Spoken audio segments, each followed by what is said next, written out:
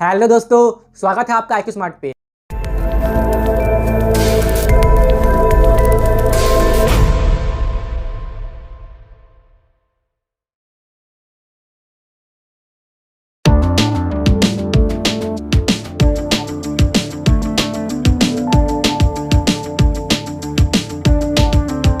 जब भी stock market में लिस्टेड किसी कंपनी में निवेश किया जाता है तो वो कंपनी डिविडेंड्स देती है। अब ये डिविडेंड क्या होता है? तो डिविडेंड आप उसे मान सकते हैं, यानी कि मान लीजिए कि किसी कंपनी को प्रॉफिट्स हुआ, तो जब कंपनी अपने प्रॉफिट्स को अपने शेयर होल्डर में डिस्ट्रीब्यूट कर देती है ना, प्रॉफिट के कुछ परसेंटेज को जब कंपनी अपने शेयर होल्डर में बांट दे रही है तो इसी को डिविडेंड कहा जाता है ना। अब म्यूचुअल फंड भी शेयर मार्केट में इन्वेस्ट करते हैं, यानी कि म्यूचुअल फंड भी स्टॉक के शेयर होल्डर हुए, है ना। तो इसका मतलब कि म्यूचुअल फंड को भी डिविडेंड मिलेगा। तो वो डिविडेंड क्या म्यूचुअल फंड के इन्वेस्टर्स को मिलेगा? हाँ, मिल सकता है ना। तो जो म्यूचुअल फंड में स्टॉक मार्केट से, यानी कि जो स्टॉक से जो डिविडेंड आती है, तो अगर वो म्यूचुअल फंड स्टॉक से आए हुए डिविडेंड को अपने इन्वेस्टर्स में बांट देती है तो ऐसे म्यूचुअल फंड को बोलते हैं हम बोनस, है ना, बोनस फंड होते हुए, ठीक है ना। अब यहाँ पे कमाल की बात यह है कि जो डायरेक्ट ग्रोथ फंड होते हैं ना, इन्हें भी स्टॉक मार्केट से, यानी कि स्टॉक से इन्हें भी डिविडेंड्स मिलते हैं। तो क्या करते हैं, जो डिविडेंड्स आते हैं ना, उन्हें वापस से री इन्वेस्ट कर देते हैं, है ना। तो ऐसा करने से क्या होता है, इस बात को आप समझिए, एकदम पूरा ध्यान से समझिए। जब किसी बोनस म्यूचुअल फंड में इन्वेस्ट करते हैं तो जब उस म्यूचुअल फंड को स्टॉक से डिविडेंड आएगी तो उस डिविडेंड को वो म्यूचुअल फंड अपने जितने भी इन्वेस्टर्स हैं उनमें वो डिस्ट्रीब्यूट कर देंगे, है ना। जैसा हिसाबों का जो कैलकुलेशन आएगी उसके हिसाब से वो डिस्ट्रीब्यूट कर देंगे, है ना। तो इसमें क्या होगा कि आपको एक तरह से रेगुलर पैसे मिल सकते हैं, है ना। अगर आपने बोनस फंड में निवेश किया है तो आपको क्वार्टरली, मंथली तो नहीं मिलेंगे, लेकिन क्वार्टरली ईयरली आपको एक अमाउंट आपको मिल जाएगा डिविडेंड के थ्रू, जो कि स्टॉक मार्केट से, यानी कि स्टॉक से उस बोनस फंड में आया है, ठीक है ना। तो ये सुनने में तो काफ़ी अच्छा लग रहा है कि हम म्यूचुअल फंड में पैसे इन्वेस्ट कर रहे हैं और हमें क्वार्टरली ईयरली कुछ पैसे भी मिल जा रहे हैं, है ना। लेकिन यहाँ पे एक चीज़ आप ध्यान में रखिए, है ना, कि डायरेक्ट ग्रोथ फंड में क्या हो रहा है कि जब इनके पास स्टॉक से डिविडेंड आ रही है तो उस डिविडेंड को वो वापस से री इन्वेस्ट कर दे रहे हैं, यानी कि जो पैसे एक्स्ट्रा आ रहे हैं डिविडेंड के थ्रू वो वापस से इन्वेस्ट हो जा रहा है ना, और भी स्टॉक्स में, ठीक है ना। तो अब बताइए, रिटर्न सबसे अधिक कहाँ बनेगा, बोनस फंड में बनेगा या डायरेक्ट ग्रोथ फंड में बनेगा? यदि आपने ये कहा कि रिटर्न अधिक डायरेक्ट ग्रोथ फंड में बनेगा तो कमाल की बात है, आप बहुत ही बुद्धिमान हैं, आपकी कैलकुलेशन बहुत ही अच्छी है, उसके लिए आपको बधाई हो, ठीक है ना। तो ये तो समझने वाली बात है ना कि मेरे हिसाब से तो डायरेक्ट ग्रोथ फंड में ही इन्वेस्ट करना सही है, क्योंकि यहाँ पे आया हुआ डिविडेंड वापस से इन्वेस्ट हो रहा है, जो वापस से ज़्यादा रिटर्न जनरेट करके आपको देगा। जबकि बोनस फंड में क्या होगा, ऐसा नहीं होगा। बोनस फंड में भी अच्छे रिटर्न्स मिलते हैं, ऐसी बात नहीं कि नहीं मिलते हैं, लेकिन यहाँ पे ध्यान देने की बात यह है कि बोनस फंड में डायरेक्ट ग्रोथ फंड से कम रिटर्न्स बनते हैं, है ना। तो आप ऐसी जगह पे निवेश क्यों करेंगे जहाँ पे कम रिटर्न्स बने? आप वहीं निवेश कीजिए जहाँ पे आपको अधिक रिटर्न्स मिल रहे हैं, जैसे कि डायरेक्ट ग्रोथ फंड, है ना। तो इसमें निवेश करना मेरे हिसाब से सही है। हालांकि आपकी चॉइस अपनी हो सकती है, अगर आपको इच्छा है कि नहीं, मैं तो बोनस फंड में ही निवेश करूंगा या करूंगी, क्योंकि यहाँ पे निवेश करने से मुझे ईयरली या तो क्वार्टरली कुछ पैसे डिविडेंड के थ्रू मिल जाएंगे। अगर आपको इच्छा है तो आप इसमें निवेश कीजिए। यदि नहीं है, आपको ऐसा लगता है कि जो पैसे मुझे आएंगे वो रीइन्वेस्ट ही हो जाए जिससे कि मुझे अधिक रिटर्न्स मिले, तो आप डायरेक्ट ग्रोथ फंड की तरफ जा सकते हैं। ये टोटली आप ही के ऊपर निर्भर करता है कि आपको किस टाइप के फंड में निवेश करना है। अगर मैं आपको अपना ओपिनियन, अपनी राय दूं तो मैं डायरेक्ट ग्रोथ फंड की तरफ ही जाना चाहूंगा, ठीक है ना। इसलिए जब भी आप ऐसे स्टॉक में इन्वेस्ट करते हैं जहां से आपको ये आशा हो कि मुझे लंबे समय में यहाँ से हाई डिविडेंड मिले, तो केवल उस स्टॉक की डिविडेंड परसेंटेज पे मत जाइए, आप उस स्टॉक की अच्छे से फंडामेंटल एनालिसिस कीजिए, अच्छे से आप उस बिजनेस के बारे में समझिए जिस बिजनेस में आप इन्वेस्ट करने वाले हैं। भले ही वो कंपनी आपको हर साल 0.5% या 1% की डिविडेंड क्यों ना दे, आपको डिविडेंड देखने में कम क्यों ना लगे, आप ये देखिए कि आप जिस कंपनी में निवेश कर रहे हैं वो अपने बिजनेस को हर साल कितने % के रेट से बढ़ा रही है। यदि वो कंपनी अपने बिजनेस को हर साल एक अच्छे खासे % के रेट से बढ़ा रही है, जैसे कि 15-20%, 30%, तो ये बहुत ही अच्छी बात है। आपको लॉन्ग टर्म में वही कम डिविडेंड % से भी अच्छी खासी डिविडेंड अमाउंट मिल जाएगी। अगर मैं आपको इस चीज़ की एग्जांपल दूं तो आप पीडीलाइट की डिविडेंड देख सकते हैं, जो कि होती है 0.4%, 0.5%, 1% से लगभग कम ही रहती है। तो ये देखने में तो कम लग रहा है, लेकिन लॉन्ग टर्म में पीडीलाइट की अच्छी बिजनेस ग्रोथ के कारण अच्छी डिविडेंड इनकम मिल सकती है, ठीक है ना। और अगर मैं बात कर लूँ कोल इंडिया लिमिटेड और ओएनजीसी लिमिटेड की, तो ये तो डिविडेंड बहुत ही ज़्यादा देते हैं। जैसे कि ओएनजीसी 6 से 7% की डिविडेंड देती है और वहीं कोल इंडिया 10% तक की डिविडेंड देती है, लेकिन इनके बिजनेस ग्रोथ में आपको उतना मुनाफा नहीं दिखेगा और ना ही आपको ये दिखेगा कि लॉन्ग टर्म इस स्टॉक ने उतनी अच्छी खासी रिटर्न दी है ना, लगभग 5-6 साल का इनका जो रिटर्न है वो नेगेटिव में है। यानी कि स्टॉक में अधिक पैसे निवेश करने से आपकी इन्वेस्टमेंट वैल्यू लॉन्ग टर्म में उतनी नहीं बढ़ने वाली, भले आपको डिविडेंड मिलता रहेगा, ठीक है ना। लेकिन यदि आप long term high growth stock में निवेश करते हैं तो लंबे समय में आपकी इन्वेस्टमेंट वैल्यू भी बहुत ही अधिक बढ़ेगी, साथ में आपको एक अच्छा खासा डिविडेंड इनकम भी मिलेगा, है ना। अब इसके बारे में जो भी मैंने आपको कहा, इसके बारे में पूरे डिटेल में अच्छे से मैंने इस वाले वीडियो में समझाया है कि हाई डिविडेंड पेइंग स्टॉक में इन्वेस्ट करना लॉन्ग टर्म के लिए अच्छा क्यों नहीं होता। इस पूरे प्रकरण को मैंने इस वीडियो में अच्छे से समझा दिया है, तो कृपया करके आप इस वीडियो के खत्म होने के बाद इस वाले वीडियो को जरूर से ही देख लीजिएगा। तो यदि आपने 1 लाख रुपए लमसम करके आपने छोड़ दिया है, तो पहले साल में तो आपके मतलब 1 साल के बाद आपकी 1,15,000 तो वैल्यू बन जाएगी, लेकिन मतलब फिर नेक्स्ट साल से, दूसरे साल से आपकी इसी वैल्यू पे इंटरेस्ट पड़ने वाली है। यही तो कंपाउंड इंटरेस्ट का फायदा है कि इंटरेस्ट पर भी इंटरेस्ट पड़ती है ना। तो देखिए 5वें साल में आपकी यही 1 लाख रुपए हो जाएगी 2.01 लाख, देखिए डबल हो गई 5 साल में, है ना। यही 10वें साल में आपकी यही 1 लाख की इनकम हो जाएगी 4,05,000 रुपए, है ना। और फिर ऐसे करते करते यदि आप पूरे 25 साल तक इन्वेस्टेड रहते हैं और अपने से 1 लाख रुपए को नहीं निकालते हैं और ना ही आप अपने इंटरेस्ट को निकालते हैं, जो आपने इंटरेस्ट कमाए हैं, ना ही आप उन पैसों को निकालते हैं, आप इन्वेस्टेड ही, टोटल पैसे आप इन्वेस्टेड ही रहने देते हैं, तो 35 साल के बाद प्रति वर्ष 15% के इंटरेस्ट के रेट से कंपाउंड होने के कारण पूरे 25 साल में जो आपकी टोटल इन्वेस्टमेंट वैल्यू बन रही है वो हो रही है 32.92 लाख रुपीज। 1 लाख से बन गई 32.92 लाख रुपीज, यानी कि आप इसे लगभग 33 लाख रुपए मान सकते हैं, है ना। और इसके विपरीत यदि आपने ये कार्य किया होता तो देखिए क्या होता, है ना। यदि आपको पहले वर्ष में मिल गया 15,000 रुपए का इंटरेस्ट और आपने ये सोचा अरे ये तो इंटरेस्ट इनकम, तो ये फ्री इनकम है, ये तो मेरे एंजॉयमेंट के लिए है, चलो मैं इस पैसे को निकाल लेता हूं और मैं इस पैसे को एंजॉय करता हूं।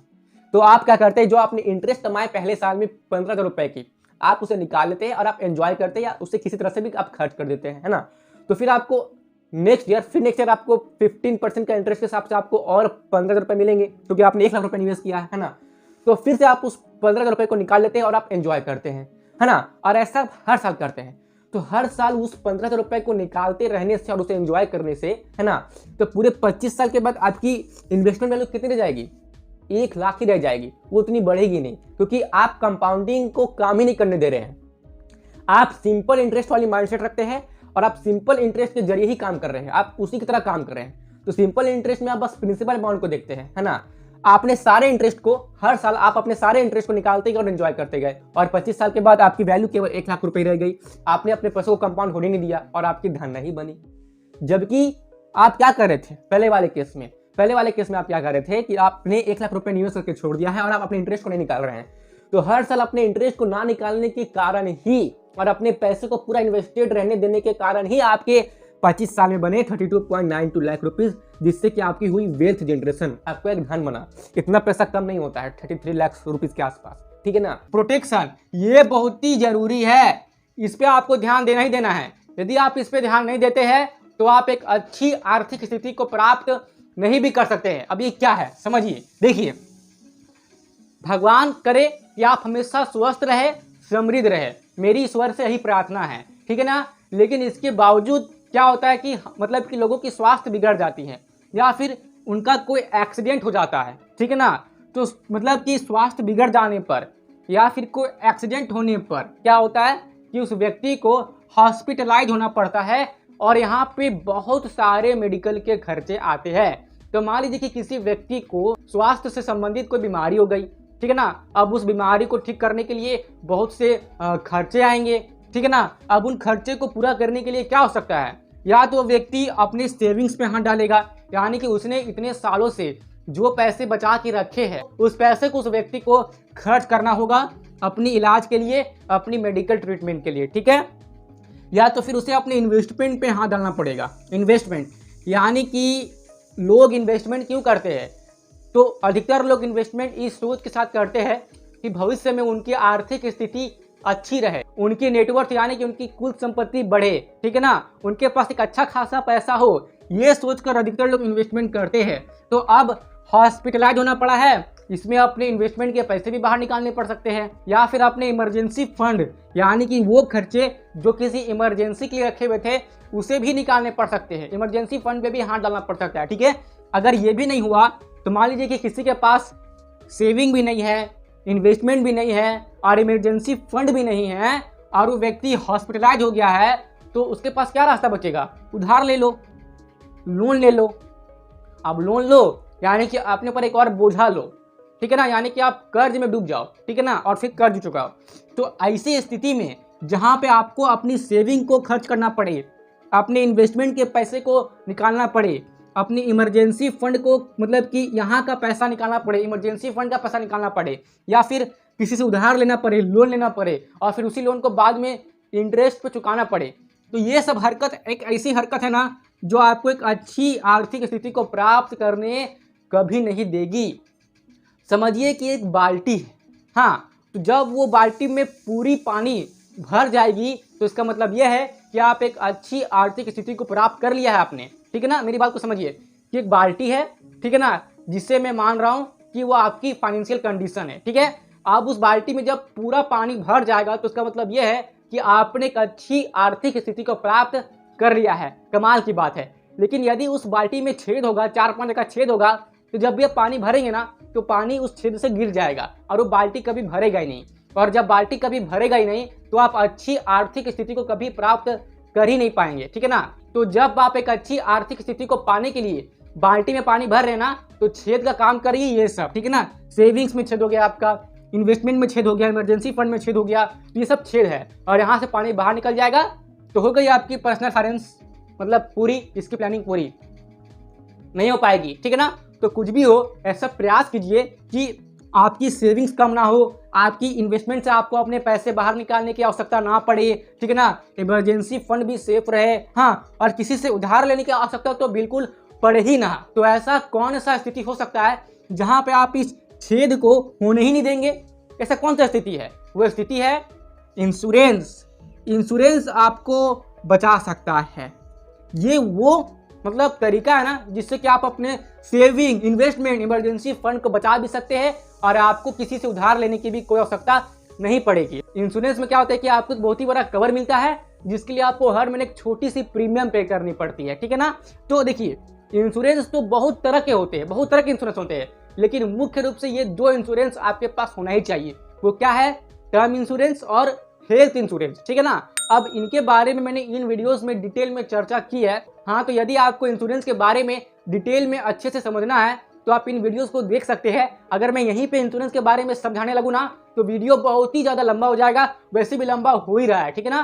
तो आप इन वीडियोस को देख लीजिएगा, बस यहाँ मैं आपको शॉर्ट में समझा दे रहा हूँ कि इंश्योरेंस में क्या होता है ना, टर्म इंश्योरेंस में, कि यदि किसी व्यक्ति को कुछ हो जाता है, ठीक है ना, और वो अपने परिवार में केवल अकेला था कमाने के लिए, तो यदि उस व्यक्ति को कुछ हो गया, यानी कि मान लीजिए कि दुर्भाग्यवश उस व्यक्ति की मृत्यु हो गई, तो उनके परिवार को एक अच्छा खासा पैसा मिल जाता है टर्म इंश्योरेंस में, जिससे कि उनकी जो आर्थिक स्थिति है वो अच्छी बनी रहे।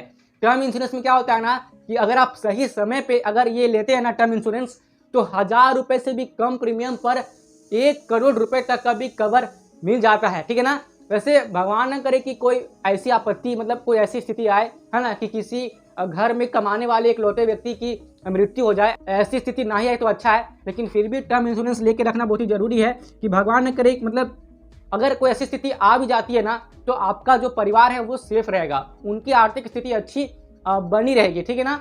इस बात को आपको ध्यान में रखना है। और दूसरा है आपका हेल्थ इंश्योरेंस, आपको ये भी लेके रखना है। जैसा कि किसी व्यक्ति को मतलब मान लीजिए एक्सीडेंट ही हो गया है ना, या फिर कोई बीमारी ही आ गई जिसके लिए लाखों लाखों रुपए का खर्चा है, तो ऐसे स्थिति में यदि पैसा यहाँ से जाए ना तो ये काफ़ी बुरी बात है, ऐसा नहीं होना चाहिए। इसके लिए आपको प्रोटेक्ट करेगा ये हेल्थ इंश्योरेंस, है ना। तो जो 5-6 लाख रुपए का खर्चा आएगा आपके मेडिकल ट्रीटमेंट में, वो ये हेल्थ इंश्योरेंस जो कंपनी है वो कवर कर देगी, यानी कि ये आपको बचा लेगी। यानी कि इंश्योरेंस आपके बाल्टी में छेद होने देगी ही नहीं और आपकी पानी भरते रहेगी, और जब वो बाल्टी पूरी तरह से भर जाएगी तो आपने एक अच्छी आर्थिक स्थिति को प्राप्त कर लिया है। तो बाल्टी में छेद ना हो, उस छेद को बचाने का काम करता है इंश्योरेंस। इसके बारे में डिटेल में समझने के लिए इन वीडियोस को देख लीजिए। और ये टर्म इंश्योरेंस और हेल्थ इंश्योरेंस ये आप ऑनलाइन ले सकते हैं पॉलिसी बाजार की वेबसाइट पर जाके, ठीक है ना। यहाँ पे आपको बहुत ही सपोर्ट मिलता है, बहुत ही मतलब अच्छे से आप यहाँ से इंश्योरेंस ले सकते हैं। जो पॉलिसी बाजार की टीम है ना वो आपको क्लेम लेने वक्त आपकी बहुत हेल्प भी करती है, ठीक है ना। वैसे तो आपका जहाँ से मन आप वहाँ से इंश्योरेंस लीजिए, लेकिन मेरा ऐसा पर्सनल मतलब मानना है, ये मेरा ओपिनियन है कि पॉलिसी बाजार से अगर आप इंश्योरेंस लेते हैं ना तो ये ज़्यादा अच्छा रहेगा। अब ये मेरा मानना है, अब वो आपकी मर्जी, आप कहाँ से इंश्योरेंस ले, वो पूरा आपकी मर्जी है। लेकिन मैंने बस आपको अपना ओपिनियन, अपनी राय मैंने आपको बता दिया कि पॉलिसी बाजार से इंश्योरेंस लेना अच्छा होता है, क्योंकि इनका जो टीम सपोर्ट है ना वो काफ़ी अच्छा है, ठीक है ना।